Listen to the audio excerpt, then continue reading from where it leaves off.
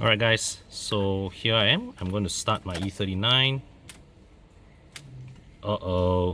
So let's do a check. Yep, the battery is weak, so time to change. And I'm gonna come to the back. So here is the battery, right?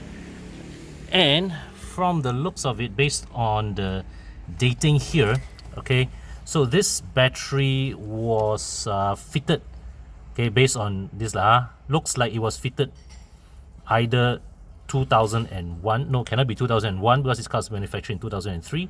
So yep, should be 2011 December, and now it's 2019, 8 years. Okay lah, fair amount of time. And this would be a one-off, okay, which will not bother me for a long time. Still looks like it's going to be a hefty bill. And luckily, all right, just as this happened, my car happened to be here at Wearnes for some minor touch-up on my window films. So yeah, just going to ask them to get me a quote to put in a new battery. So here we are. They are taking out the old battery.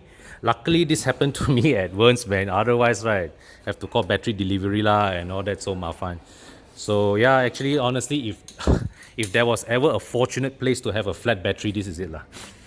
So many things to remove to access the battery.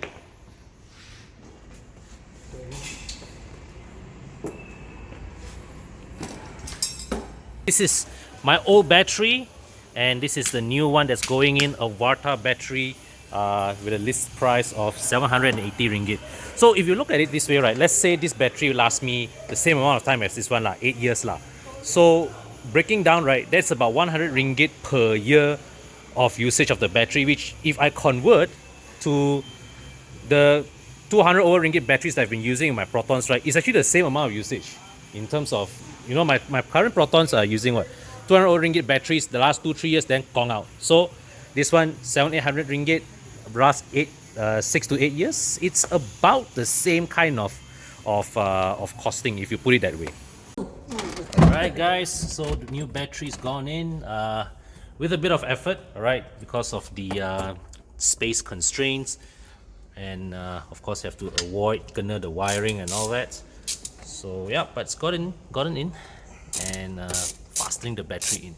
So yeah, the biggest advantage that that you get with the battery position here, right here at the back, is that you prolong the lifespan of the battery, right? You isolate the battery from the engine's heat, and this means that the battery is able to tahan longer. And you see, the E39 also, they also have this vents here to allow the battery, this whole section, to be ventilated.